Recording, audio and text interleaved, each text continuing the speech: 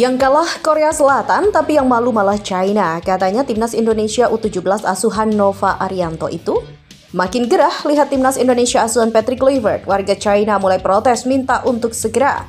Jurnalis Belanda cerita pengalaman nonton langsung timnas Indonesia. GBK jadi epicentrum letusan dahsyat. Yuk Sobat Kamus Bola, kita simak selengkapnya.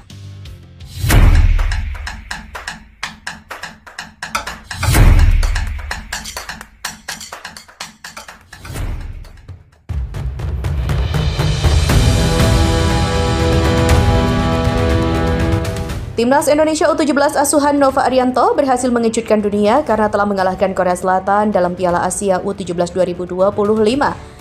Ya, rupanya Timnas Indonesia U17 tidak hanya mempermalukan Korea Selatan, tapi juga China. Mengapa begitu? Sebagaimana diketahui, Timnas Indonesia U17 berhasil mengalahkan Korea Selatan dengan skor akhir 1-0.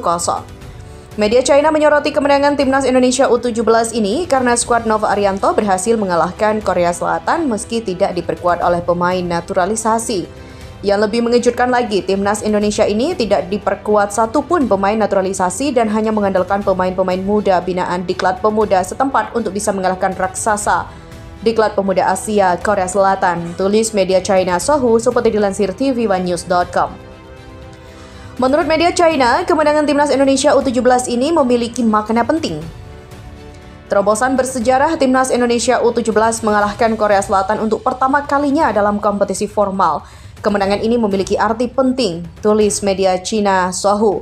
Ya, media China juga menyebutkan bahwa kemenangan Timnas Indonesia U17 membuktikan jika pengembangan pemain muda di Asia Tenggara sudah semakin berkembang.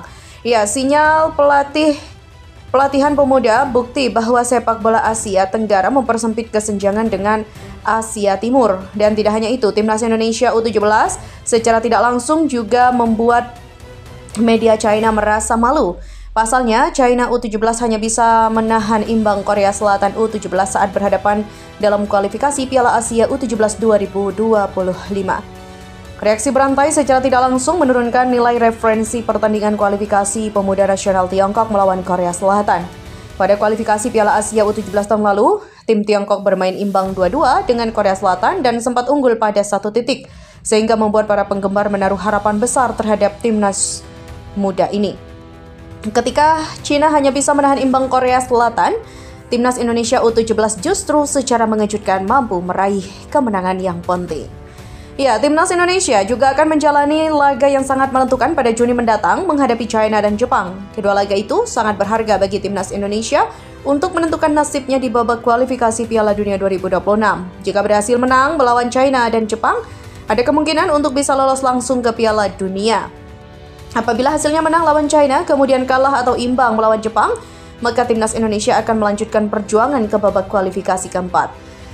Jangan sampai Timnas Indonesia mengalami skenario terburuk, yaitu kalah melawan China dan Jepang. Dalam kondisi tersebut bukan tidak mungkin bagi Timnas Indonesia untuk tersingkir dari babak kualifikasi dan mengubur mimpinya menuju Piala Dunia. Tidak hanya Timnas Indonesia, pertandingan Juni juga sangat penting bagi China. Iya, Timnas Indonesia harus waspada terhadap China karena mereka tak akan menghadapi Jepang di 2 laga terakhir. Hal ini membuat China punya peluang lebih besar untuk meraih 6 poin dari 2 laga nanti. Sementara bagi Timnas Indonesia, peluangnya paling mungkin di angka 3 atau 4 poin karena mengalahkan Jepang adalah sesuatu yang sangat berat. Namun media China justru mengkhawatirkan kondisi timnas mereka. Media China menegaskan, pertandingan melawan Timnas Indonesia adalah laga hidup mati yang bahkan menentukan nasib pelatih mereka.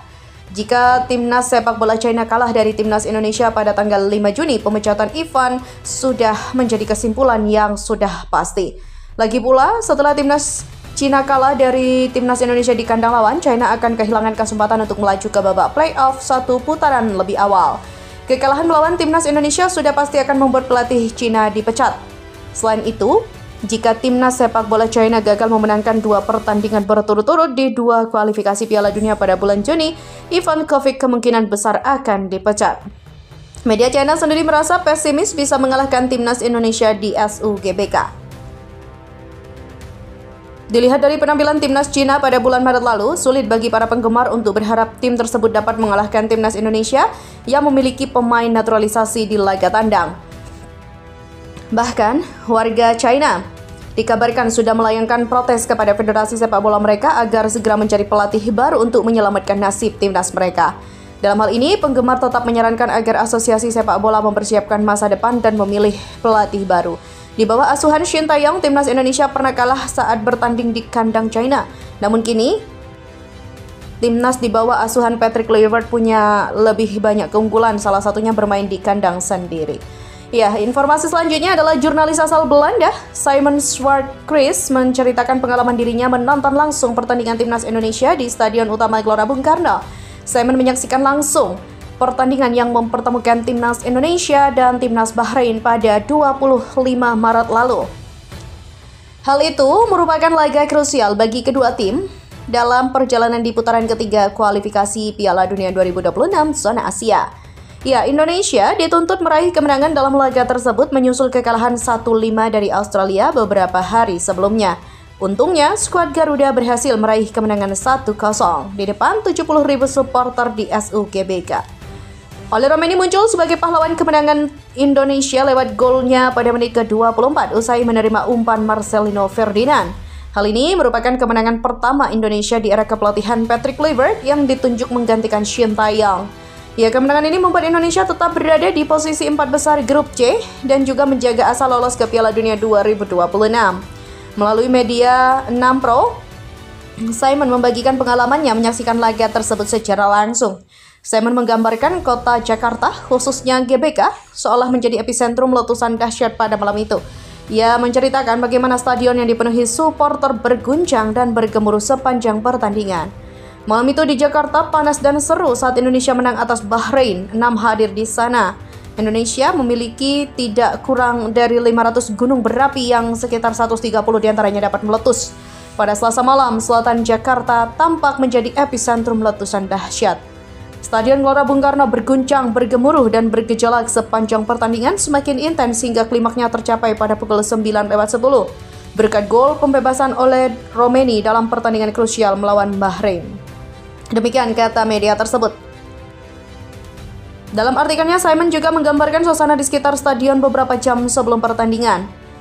3 jam sebelum kick-off benar-benar terjadi kobaran api dari obor pendukung garis keras yang mengadakan iring-iringan.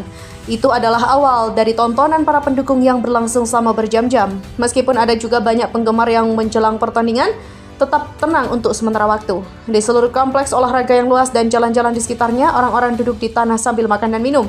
Dikelilingi oleh campuran aroma nasi goreng dan rokok kretek pedas, tulis Simon. Di akun X miliknya, Simon juga membagikan beberapa momen ketika dirinya hadir langsung di GBK. Ya, bek timnas Indonesia Kevin Dix juga masih menyesal karena eksekusi penaltinya gagal dalam pertandingan melawan Australia. Kevin Dix jadi eksekutor penalti pada menit ke-8 laga putaran ketiga kualifikasi Piala Dunia 2026 zona Asia pada 20 Maret lalu di Sydney. Tendangan kerasnya ke sisi kanan sebenarnya gagal dijangkau kiper, namun bola tersebut justru membentur tiang gawang. Dan kegagalan ini tentu menjadi kerugian besar. Hasilnya skuad Garuda tumbang dengan skor 1-5 di laga itu. Kevin Dix menjelaskan bahwa arah bola yang dipilih sebenarnya sudah cukup baik. Ia semakin percaya diri karena menjadi eksekutor penalti andalan FC Copenhagen. Namun bola masih terlalu melebar dan justru mengenai tiang gawang. Kali ini saya tidak melihat ke arah kiper dan saya pikir penalti itu hampir sempurna. Saya menendang bola ke bagian dalam tiang gawang dengan sangat tinggi dan hampir saja sempurna. Pemain berusia 28 tahun ini melanjutkan bahwa kegagalan itu adalah resiko. Menurutnya, butuh keberanian dan mental tangguh untuk menjadi eksekutor penalti. Apalagi saat mereka berada dalam tekanan tinggi dan butuh poin seperti saat melawan Socceroos. Tapi, saya pikir hal itu adalah bagian dari pekerjaan. Jika tidak mencoba, Anda tidak akan pernah berhasil.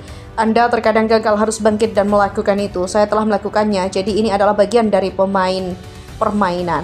Sementara itu, Kevin Dix juga memberikan apresiasi kepada pendukung dan juga dukungan yang diberikan oleh supporter. Ia menilai ada sekitar 25.000 orang yang hadir langsung di markas Australia. Mereka tidak berhenti untuk memberikan dukungan meski timnas tumbang di laga itu. Hal ini menjadi pembuktian bahwa Indonesia memiliki supporter fanatik dan siap berada di belakang skuad Garuda. Sekali lagi kami bermain tandang di Australia dan rasanya seperti bermain di kandang sendiri. Saya pikir stadionnya penuh dengan 25.000 orang Indonesia di Sydney. Banyak sekali dukungan dari orang Indonesia terutama di pertandingan kandang, benar-benar level yang tinggi. Bagaimana orang-orang mendukung kami sebelum pertandingan, bagaimana mereka membuat spanduk dan segala sesuatu yang besar juga, level yang berbeda. Demikian tutupnya.